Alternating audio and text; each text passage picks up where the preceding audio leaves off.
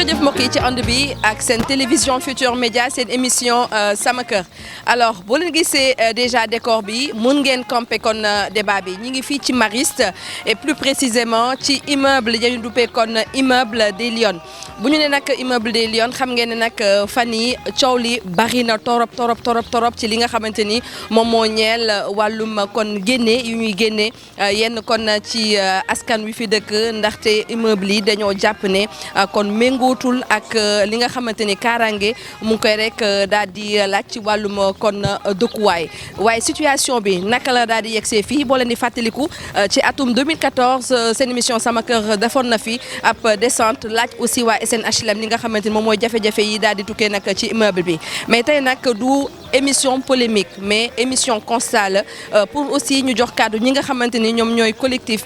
bi fi rek daal di dëkk kàddu pour ñoom ñu wane li nga xamante ni moom moo dak daal di xew fii waaye aussi li nga xamante ni ñu ngi koy xeex ndaxte appartement yi dañu ko rek daal di jëndoon kenn mayu leen ko donc dafa am li nga xamante ni ay droit la waaye ci weneen wàll état aussi am na droit daal di rek protéger ñi nga xamante ni ñoom ñooy kon askan wi rawatina nag ci wàllum dëkkuwaay loolu yëpp incha allah nañ ko waxtaanee seen émission sama kër dañuy dem léegi daal di daje ak ñi nga xamante ni ñoom ñooy collectif bi mais juste avant ñuy daje ak collectif bi ñu xool un peu immeuble yi façade yi nu mu rek daal di mel mais de façade juste en attendant ñu dugg ci biir.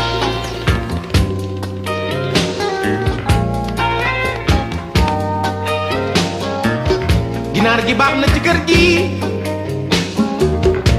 ne saa ko dàq. gis ngeen façade yi nga xamante ne moom moo nekk kon ci immeuble yi fii ci Mariste mais fii ñu ngi ci immeuble N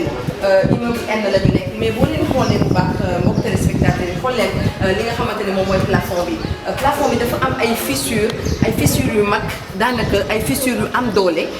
te nag pour maintenir structure kon bâtiment bi dañoo utiliser li nga xamante ni moom mooy ay poteaux kon en fer ak ay teg ci bois pour mën a kon daal di maintenir li nga xamante ni moom mooy structure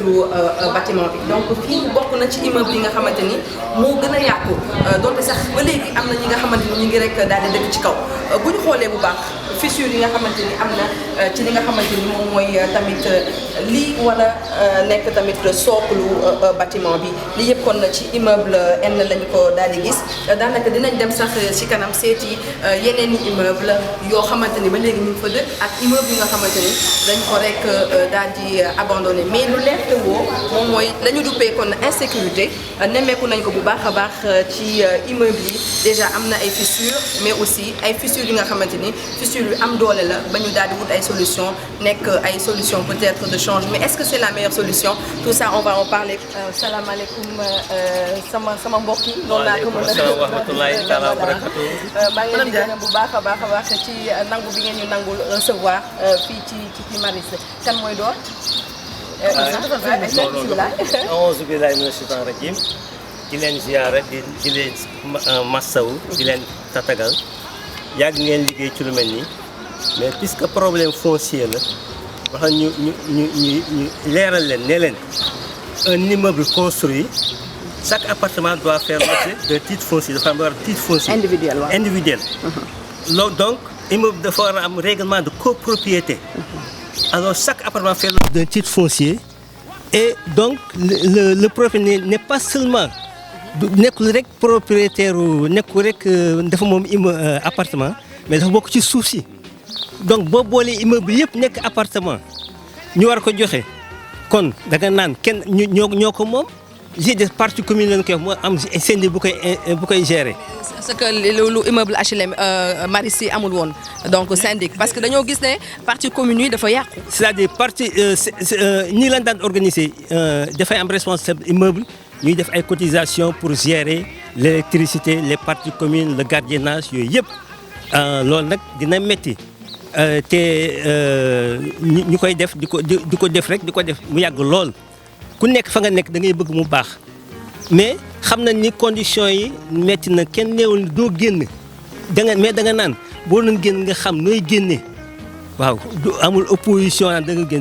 génne mais immeuble yëpp nee la bu ñëpp ku taxaw ku nekk branché sa titre foncier kenn amatul droit taxaw fii ñoo xam loolu ko xam te ku naan moomuñu suuf si ñoo ko moom xam bu ne titre foncier on est bokkul ak un permis d'occuper nga xam ne da nga am yaa moom booy jaay da nga naan je vends les peines édifiées sur le terrain. Titre foncier on est propriétaire du sol même si le bâtiment reste on est propriétaire du sol. Résumer un peu bu ñu waxee jëndum immeuble fi ñu sanc immeuble yi c'est un titre donc titre foncier collectif mais ku ci nekk am nga titre foncier personnel bu appartement bi ngay jënd donc loolu il fallait que kon ñu leeral ko parce que loolu dafa nekk ci li nga xamante ni moom mooy droit yu ñu daal di ñeel wàllum copropriété ak li ni mel da ngeen am collectif am aussi ki nga xamante moom moo yor seen kaddu madame Mbacké alors tey jii nii ñi ngi fii ci Mariste immeuble Lyon yi jafe-jafe bi bëri na mais tey dañoo bëgg a gis li nga xamante ni moom moo waral daanaka coow li wax sénégalais itam peut-être lu ñu xamul woon. salaamaaleykum wa rahmatulah Dieynaba maa ngi lay nuyu di la dalal man nag du ma attardé wu ci historique du problème bi parce que lii 2004 ba léegi ñu ngi ciy xeex lu fi waay wax rek c'est déjà dit xam nga fi mu ne lan mooy l'important mooy yan propos ñun dañoo def suñuy proposition yoo xam ne moom lañ jox gouvernement bi ak SNHLM ak ñaari ministères yi nga xam ne ñoo koy gérer muy urbanisme ak intérieur dañu bëgg ñoom comme ñooñu jaayoon immeuble yi te gis nañ ne immeuble yi bien que nekkuñu ci même état mais am na ci yoo xam ne nii tey seen état c'est dégradé dañu bëgg a raser lépp tabaxaat bisimilaay ba ñu ñëw génn nañ ñu sécuriser d'abord sécuriser ñu mooy boo ñuy génn doo ñu teg ci mbedd mi da nga ñuy génne dugal ñu ci ay kër wala nga jox ñu lu ñuy fay ay kër. alors defuñu ko. déedéet defuñu ko ndax signé wuñu benn protocole defuñu leen xam nga nit jënd këram fay ko ba mu mat nga naan ko dama lay jox 6 mois de location après mooy lan loolu benn père de famille bu responsable du ko nangu te ñoom ñi koy def nii bu fekkee ne ay père de famille lañ war nañoo xalaat ne fañ làq seen njaboot ñun ñii suñu bëgg nañ faa làq suñu njaboot lan moo tax seen i njaboot war a nekk ci biir kër yi tàng yi di jàngi école di nekk seen xel dal ñun suñu njaboot war a dëkk ci stress loolu mooy lan bu ñu bëggee daani cité bi nañ ñu génne ñun doomu aadama yi fi nekk di ay sénégalais jënd nag. luyeewuñu dañoo jënd ñi fi luyee dañoo dem jënd seen i kër luyee ko ñeneen te ñooñu luyee sax ñoom moom seen i kër ndax la ñuy fay tax ñu dëkk fa. nañu raser cité bi wutal ñu ñun fi ñu dugg suñu paree buñ ko tojee buñ ko tabaxaatee ñun lañ koy joxaat ndax ñoo ko moom. peut-être suuf si bari na perte nañ fi beaucoup d'espace yoo xam ne ñun amaluñu njariñ ay mécaniciens fay gaare wala ay gargot ak yooyu comme fee fas gaare amaluñu njariñ suñu bëggee récupérer loolu dañ daale ne ñoom seen tabax yu bon yi nga xam ne ñoo ko tabaxoon jaay ñu ko lu cher waxoon ñu ci loo xam ne bokkut ak liñ gis bu ñu fi dëkkee buñ koy daane nag nañ dëkkal population bi durant li ñuy tabax fayal leen seen location ba mu mat ñu jox ñu délai bu raisonnable ndax un citoyen un locataire simple 6 mois nga koy jox délai mu doog a génn sa kër donc boo jëlee un propriétaire nga ne da ngay génn tey daar suba tout de suite ngay génn mani militaire dama ne loolu problème lañ bëgg a xew léegi nag bu ñu defee loolu ba pare bu ñu tabaxee nañ ñu ko joxaat nañ ñu joxaat espace yi ñu amoon même bu ñuy tabax lu gën a gudd loolu te diggante bi ñuy tabax ñu di ñu fayal suñu location loolu dong la ñuy laaju ñu leneen ministre bi jarul muy yabal ay des hommes de tenue ñuy ñëw fii di tiital nit ñi loolu amul benn sens bu ñu sécuriser dinañ génn site bi momentanément pour war fee dellusiwaat. maanaam bañu leen génn mais c'est ay conditions peut-être dañuy dem waa. waaye ma dolli ci dara rek Souleymane Diène ñun la njëkk a génne RST. tey boo gisee ñu taxawal teg ay conditions c'est que depuis 2004 génne nañu dañuy tabax ba tey tabaxuñ immeuble yaa ngi nii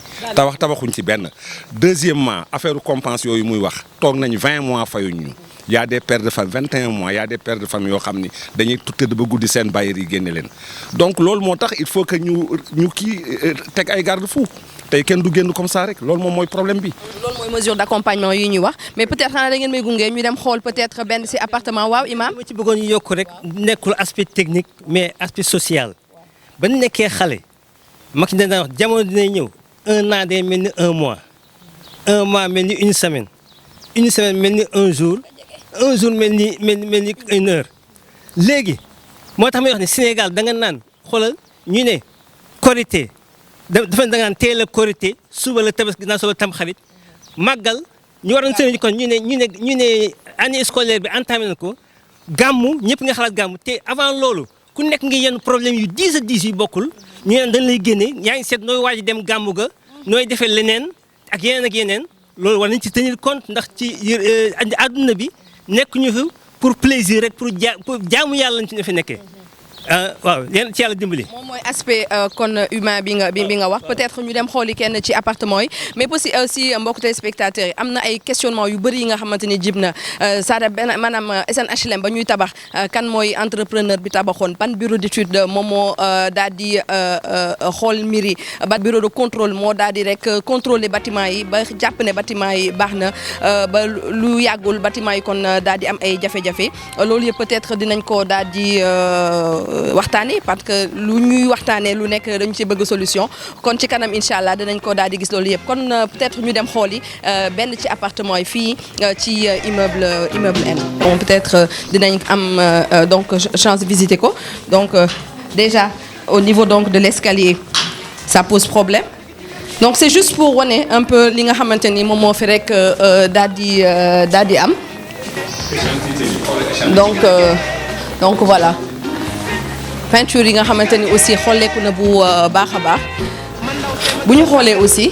li ñu gisoon ci suuf moom lañu gis kon fi nga xamante ni moom mooy premier étage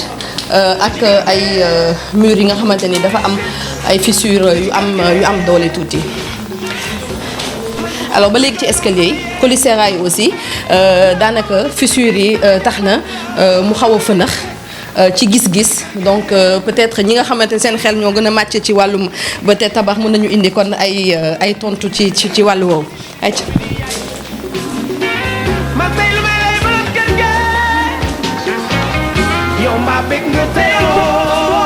peut-être aussi arrière cour bi ñu wan leen aussi arrière cour bi un peu donc ce que ça donne. c'est juste nag pour wan leen li nga xamante ni moom moo am ci benn ci immeuble yi di fàttali mbokk yi ne bu ñuy wax par exemple syndic donc de copropriété loolu dafay rek tax li nga xamante ni moom mooy immeuble yi di gën di gudd fan parce que dañuy rafraîchir li nga xamante ni moom mooy façade yi wala di toppatoo li nga xamante ni moom mooy partie commune yi loolu day tax kon immeuble kon gën a gudd fan peut-être lii ni ay rafistolage la ay rafistolage la yi nga xamante ni peut-être def nañ ko kon ci immeuble yi te propriétaires yi peut-être ñoom ñoo ko ci def ñu dem ba dem. voilà moom la ñu am. mais depuis nga dëkk fi ba léegi sànq maa ngi dégg ci kàddu ne yow sa doom dafa moo fi gaañu woon ci at. bébé Hamed waaw d'accord bébé Hamed à 3 boobu mu ngi am 3 ans c'était en décembre 2009 man xam nga bi ma ñëwee fi ma xam ne xale mën na fee jaar dama def. mais mënuma ko def ci immeuble bi yëpp benn c'était un mercredi donc 17 décembre 2009 mu daal di génn xam naa gis na ay xale yu suuf am ko doon saraxee ay nàkk mu yaakaar ne foofu yoon la il est passé par là il est tombé il est mort il est mort sur le coup. ci colisera yi ñu gis ci escalier yi. waaw ci kii bi ci. mën nga ñu ko wan ayca ñu dem. mu wan ñu fan la xale bi daan woon ayca bismillah. mais aluminium yi yaa ko fi def waaw d'accord fii la xale bi aw. fii la xaw aw il est tombé bopp bi dal ci suuf. waaw il est sur le coup. d'accord mais moment yooyu noonu ban yan colisera ñoo fi nekkoon. yii ñoo fi nekkoon. d'accord même dañu waxoon ne yii ñoom bi ñu ñëwee waa SNHLM. bi ñu ñëwee dañu waxoon ne dañuy defaraat fii. réduire écartement yi pour que li daloon bébé Hamed du fi amati mais ils n'ont rien fait en plus de ça même moom il m'avait dit que ils allaient m'amener autre part pour que psychologiquement les enfants et moi que nous soyons pas affectés mais rien du tout 10 ans après ils viennent nous dire qu'ils se soucient de notre sécurité 10 ans après c'est ça qui est aberrant voilà c'est ça loolu moo ma metti mais imagine-toi man même ñi nekk ci immeuble yi bu fekkee ne ñoom dañoo am benn naqar mooy déguerpir man ñaar laa am mooy sama doom dee na fi je ni kenn defaluma fi dara ba noppi ñu bëgg maa génnewaat ak sama njaboot déjà mu nekk double problème boo xam ne psychologiquement moo ñuy affecté man su ma feebaraan balaa ma daan feebar ay at mais tout le temps je suis malade sama buntu kër du ma ko ubbi. parce que à chaque fois que damay fii laay toog gis nga fi ma lal fii sama basang fii laay toog pour lan xale bu romb war a jege kii sax mën na la dàq la nga dem seen kër parce que affaire bi su may nelaw sax l'image je ne l'ai pas vu quand il tombait mais l'image toujours dama koy gis ni mu daanoo ci suuf ak bopp bi ni mu dalee ci suuf ba cerveau bi di génn ci bakkan bi mais là ils n'ont rien fait rien la ñu waxoon yëpp defuñu ci dara ba noppi nga toog 10 ans après bi tu viens nga ñëw dàq nga ne da ngay génn. Ahmed am na frère am boo xam ne dama leen nef ñoo tolloo man sama doom yëpp macha allah dañuy jàng dañu am mémoire bu baax mais psychologiquement je sais que avec la disparition subite de Ahmed il a des problèmes parce que il ne perce pas à l'école même problème de langage daf ko amoon dama ci ñafe xeex ci pour mu kii donc préjudice yi déjà yi loolu indi c'est énorme ñu bëgg cee boole nag génn ñu ci biti. mais maa ngi seen tamit tànk ci suuf. aussi plafond bi ñu téye ko ak i bant. waaw parce que y a des fissures parce que lu ñuy bañ mooy affaire bi effondré wu. waa HLM ñëw lan mooy seen solution mooy ñëw jël ay fer téye ko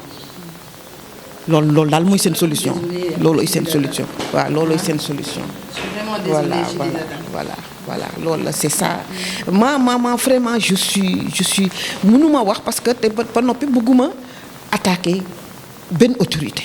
bëgguma attaquer mais lii ku ko gis xam ne injustice bi am ci dëkk bi vraiment yow da ngay ruus sax dëkk Sénégal. ma ne 10 ans après ñu ñëw wax ne il se soucie de notre sécurité ça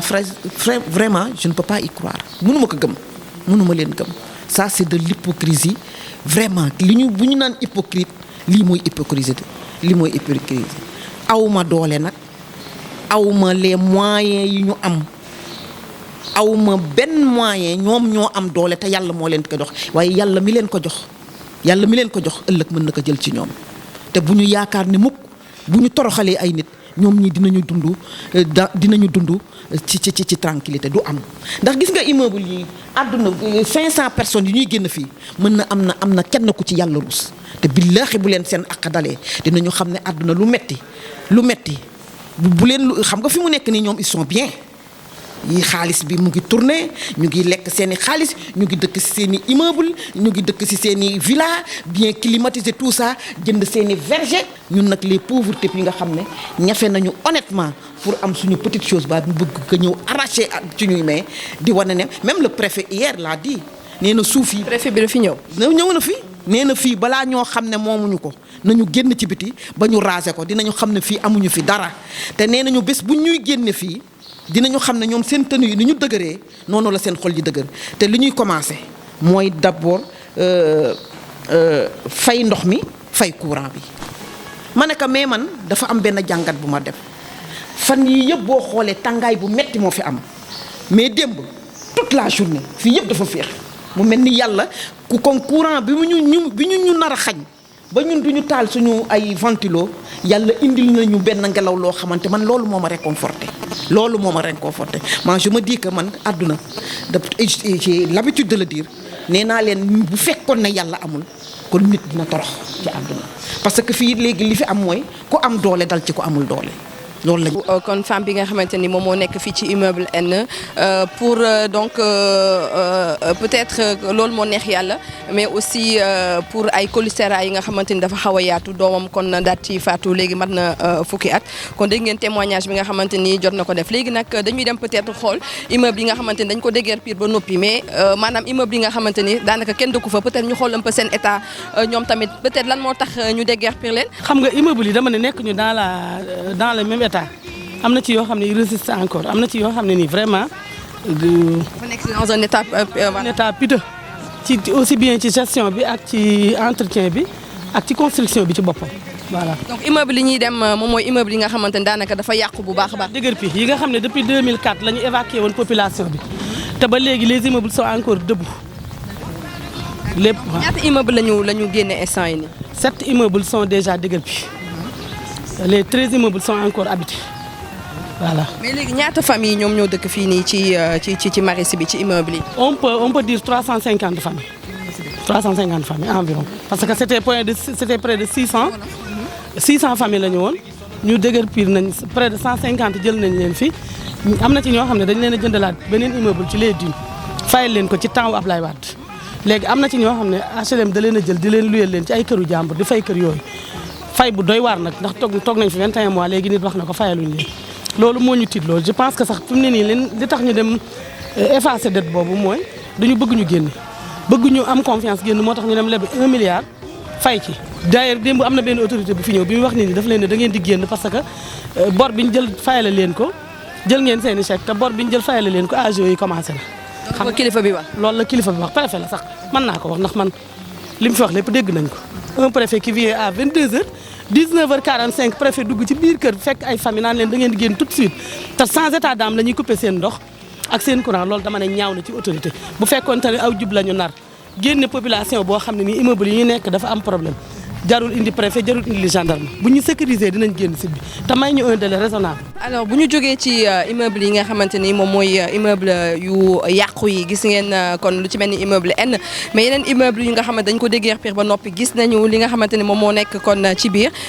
mais aussi tout n'est pas donc mauvais dans l'affaire parce que y a des immeubles yi nga xamante ni réceptionné nañ ko depuis avant 2000 te ba léegi immeuble yi mi ngi taxaw A B C la bokk peut-être ñu xool juste si hall bi ce que ça donne fii de yaakaar naa xanaa moo tane ci immeuble yi. waaw bokk na ci tane moo tax collectif fii lay réunir am na responsable yu dégourdi ku ñuy wax Assane Ndiaye fii la nekk yàgg xeexal askan wi chaque fois fii la ñuy pour convoquer assemblée générale mu woon nañ fi presse bi tam une fois kon bokk na ci immeuble yi nga xam ne boo xoolee dara jotu leen. mais c'est quoi finalement le problème? On ne sait pas pourquoi on veut coûte que coûte déguerpir cet immeuble-là fii amul benn problème. mais dañ ko bëgg a dégg. oui yëpp la ñu wax les 20 bii dara jotu ko A dara jotu ko C dara jotu ko vraiment bari na fi immeuble yoo xam ne mën nañ ci dëkkaat. d'accord ok. et ce serait plus économique pour la SNHLM. ca départ ba boolewuñ ko ci woon ci ñuy détruire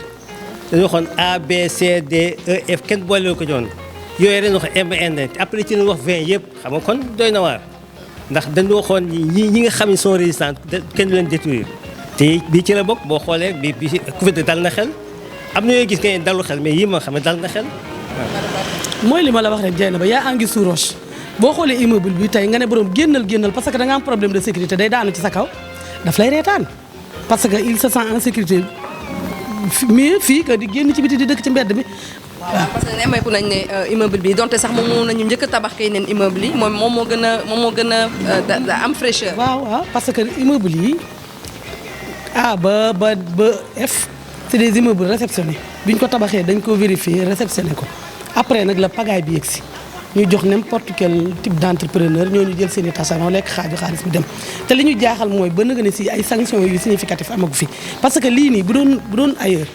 bu doon dans les pays développés ñi ko concevoir ak ñi ko tabax ba ca ña def plan ba ak bureau de contrôle yi nga xam ne ñoo ko validé dinañ am problème tey léegi nag la peur a changé de camp au lieu nga topp ki nga xam ne moo def gaaf gu mel nii nga wëlbati ko topp victime bi nga xam ne moom daa liggéey xaalisam dikk jënd dëkk nga perturber dundam perturber tranquillité ba pare jël ko ne ko dama lay sànni ci mbedd et coûte que coûte laa lay génne mani militaire yi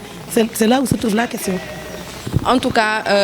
di am yaakaar ne ni peut-être tey comprendre nañu li nga xamante ni moom moo jëm ci situation bi am fii ci Mariste madame Mbacké wax na ko am na ay questionnement yu bëri yu jóg ci bureau de contrôle bi nga xamante ni moom moo kon daal di valider tabax bi mais aussi ci ki nga xamante ni moom mooy entrepreneur wala entrepreneur yi nga xamante ñoom ñoo tabax kon lii di kon immeuble yi ak lu mu ci mënti doon daal SNHLM jéem nañu kon jokkoo ak ñoom ñu joxoon ñu seen kon accord dem ba mujj bi nag directeur bi ne nañ ko may kon mu daal di gën a maîtriser kon dossier bi ñu ngi koy wax ne kon ñu ngi koy xaar moom tamit mu daal di wax li nga xamante ni moom moo jëm ci dossier bi mais laata loolu di leen wax ne dossier wu HLM bi incha allah danañ ko suivre ci émission Sama Kër parce que TFM moom mooy miroir du Sénégal te ku ne miroir du Sénégal il faut que Sénégalais bu ci nekk di ci gis boppam page de pub ñu ñëwaat. di gërëm bu baax suñu ay partenaires léegi nag dañu ñëw ci Sococim Industrie xam ngeen ne Sococim du ma koy kon tay di wax chaque fois dañuy jiital li nga xamante ni moom mooy seen responsabilité sociétale d'entreprise ci ndorteelu kon weeru octobre bi nag doon nañu rek jox raaya neexal xale yi nga xamante ni ñoom ñoo gën a ràññeeku ñu koy woowee prix de l'excellence ñu seetaan élément bi ñëwaat. mbokk yi kon maa ngi leen di gërëm di leen sant comme ni nga ko waxee bi mooy fukk ak juróom benneelu édition bi ñu dajalee fii ci centre culturel Maurice Guèye di sargal élèves yi nga xam ne ñoo nekk ci département bi di ci tànn ñi ci gën a xarañ ñi ci gën a aay te d'ailleurs boo leen seetloo ñi ci gën a aay jigéen yi ñoo ci ëpp boo seetloo ñi ñu jox ay prix classe yëpp bu ñu nee 12 élèves en général fukk ak ñaar en général fukk yi wala juróom-ñeent yi ay jigéen lañu donc vraiment loolu lu dal xel la ci yóbbu jigéen ñi ñu nekk ci école bokk ci ñi gën a ràññeeku de looloo tax ba ren ñu ne ñun Sococim doon nañu maye ay bourse fukki at ak juróom-benn yi passé dinañu continuer di ko def waaye ren à partir de ren dañuy jël benn bourse di ko jagleel jigéen bi nga xam ne moo dàq jàng gën a xarañ gën a am kii am bac gën a xarañ ci école yi dinañ ko jox benn bourse muy continuer di jàng pour wane ni aussi war nañ leen mën a encourager. li may woote aussi mooy que ñun Sococim ñu ngi fii di jàppalante ak communauté yi waaye jàpp naa ni liggéeyu ñëpp la am na yoo xam ne kenn rek mënu ko yenu bu ñu sañoon dinañ yéenu lépp def lépp mais ki mën lépp xam lépp mën lépp xam ngeen kan la kooku yàlla rek la waaye ñu ngi ñaan yàlla mu gën ñu dooleel gën ñu may xel gën ñu may doole pour ñu gën a jàppale communauté Rufisque et Bargny surtout élèves yi nga xam ne ñooy suñu yaakaar ñooy avenir u réew mi ñu gën leen jàppale parce que ñun bu fekkoon ni école jàppale wuñu duñ fi toog di wax man li may wax ak sama doom yi léeg-léeg mooy waxtaan ak ñoom samay waajur mënuñu génnee benn 15 pour fay école publique de la République laa jàngee ba génn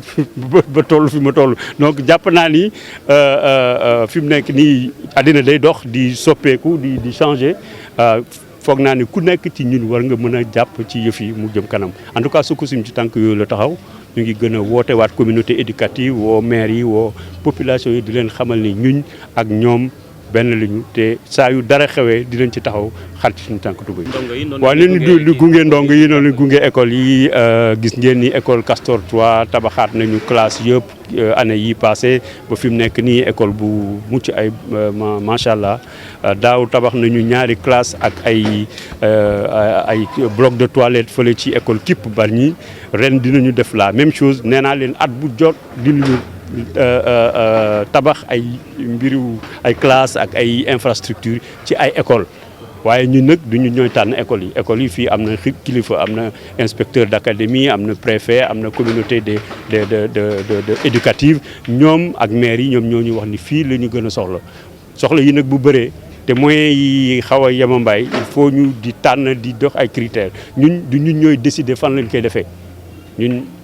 suñu jàppale mi ngi nii nit ñi ñooy ñëw nañu fii ak fii lañ ko gën a soxlaa ñu organiser wu jàppale leen gën a yokk salle de classe yi gën a encourager xale yi gën leen aussi gunge jërë ngeen jëf. mbokk yi léegi gannaaw Sococim Industrie dañuy ànd ak suñu beneen partenaire di waa Banque de l'Habitat du Sénégal xam ngeen ne nag dañoo am yu bari yu ñu daal di génnee bii passé gis ngeen plan d'épargne logement bu ñu génnee di PEL mais bii nag plan épargne logement spécial la ñu jagleel ko ñi nga xamante ni ñoom ñoo nekk ci secteur informel bi parce que xam ngeen ne Sénégal ñu ci gën a bari ci secteur informel la ñu nekk ñoom nañu xam ne léegi am nañ possibilité daal di denc seen xaalis ca Banque de l'Habitat du Sénégal mais surtout am aussi ay crédits yi nga xamante ni ci taux yu gàtt te ndaw lay doon ñu seetaan ak Banque de l'Habitat du Sénégal. Dieynaba man maay madame Diop Kendek man maay responsable zone 1 maanaam lépp luy agence bu nekk Dakar ak Tëngéej man maa koy gérer. Dieynaba plan épargne logement spécial dafa di benn produit boo xam ne duñ ko jagleel clients yi nga xam ne duñuy relever du secteur informel. Maanaam couturier yi commerçant yi artisan yi ñoom la ñu jagleel produit boobu loolu mooy cible plan épargne logement spécial épargne logement spécial nag dafa nekk xeetu compte bloqué compte épargne la nit ki day épargner mais duñ koy bloqué dafa am ci benn app boo xam ne gën saa néew 2 ans la donc day dem de 2 ans ba 4 ans client bi dafay jël engagement ak ñun Banque de l'Habitat mu ne man de chaque weer pendant 2 ans wala pendant 4 ans dinaa jël telle somme ma di ko def ma di ko rënk ci compte bi bu app bi jotee nag léegi moom mun na prétendre am crédit boo xam ne en fonction de moom li mu rënk duñ koy lebal. Dieynaba gëneel yi dafa bari ngëneel bi jëkk bi mooy dafay permettre client bi moom ci boppam mu natt boppam moom mu xam mu apprécier capacité d'épargne am chaque mois dafay jël engagement ak banque bi mu ne ma ne weer bu ne wala ñetti weer yu ne wala juróom benn weer yu ne dinaa dugal nangam ci compte bi déjà loolu moom dina ko mun permettre mu am mu natta boppam ba pare daf ñuy permettre ñun banque de l'habitat itam ñu apprécier capacité d'épargne waaj et donc plus tard de remboursement benn la ci ngëneel yi ñaareelu ngëneel bi mooy le plan d'épargne logement duñ koy rémunérer maanaam xaalis bi ngay rënk bi ngay denc dafay jur xaalis duñ fa am intérêt bi ñu ciy fay dafay jur loolu ñaareel la mooy ñaareelu ngëneel bi ñetteelu ngëneel bi mooy le plan d'épargne logement spécial nit ki daf koy def pour que ci période boobu mu permettre que mu cibler benn projet mu mûrir projet immobilier wam bu demee ba app bi jot bu boobaa dafay bénéficier wu d'un taux préférentiel taux bu ñuy lebal nit ñi pour ñu tabax wala pour que ñu tabax wala pour que ñu jënd kër taux boobulee ki def plan épargne logement spécial taux boobu mooy gën a néew bu dee dafa ñëw solliciter ñu pour benn crédit immobilier parce que bàyyi ba yëpp ne këtt na jon na nga ne ah man de foog ma am kër tey dafay jafe surtout pour les gens qui relèvent pour les clients qui relèvent du secteur informel ñu teel cee jóg dina leen permettre ñu constituer seen apport personnel dina leen permettre ñu xam est-ce que ñoom ci lii ñu bëgg a dugg est-ce que seen liggéey permettre na leen chaque mois ñu di ko fay bés bu ñu leen lebalee est-ce que dinañ ko mën a fay te dina leen oyofalal seen échéance puisque dañuy fournir rapport personnel. ku bëgg a ubbi compte de li ñu koy laaj yomb na carte d'identité certificat de résidence wala facture bu nekk ci turam mun na nekk Sénélec SDE wala Sonatel ak benn photo loolu de li ñu koy laaj. Dieynaba li ma bëgg ñu jàpp mooy banque de l'habitat li ko tax a jóg mooy financer sénégalais fu mu munti dëkk si lu mu munti yëngu ñu financer ko ba mu am kër ñun loolu moo ñu tax a jóg. dañu jeexalee nag mbokk émission bi ak immeuble Q nag sànq ñëw nañ fii ñu wax nag lu am solo muy lu jëm nag ci wàllum insécurité bi ñu nemmeeku fii ci immeuble kon HLM yi nekk fii ci Maristes ndaxte yenn immeuble yu ñu abandonné donte sax am na ay gardiens yu fi nekk mais defkatu ñaawtee fii yenn saa yi dañuy rek daal di jëfandikoo immeuble yi nga xam ne dañ ko abandonné ba noppi donc di am yaakaar ne ni kilifa yi kon dinañ ko rek daal di dégg bi aussi li nga xamante ne moom lañ fi rek daal di indi ci reportage waa seen HLM nag sànq wax naa ko amoon nañu vraiment yéene ànd ak ñoom ci kon reportage bi pour ñoom itamit ñu joxe seen xalaat joxe aussi seen gis-gis joxe seen version ci li nga xamante ni moom moo fii rek daal di xew nar a déguerpir nag lu toll ci 350 familles yi dëkk kon fii ci HLM Maristes mais dem yaakaar ne waaye seen HLM dinañ ko seetaan buñ ci noppee danañu rek daal di woo ngir leeral mbir mi yëpp di leen jaajëfal bu baax a baax dig daje beneen yoon incha allah ci yeneen yi reportage yu ñeel sama kër.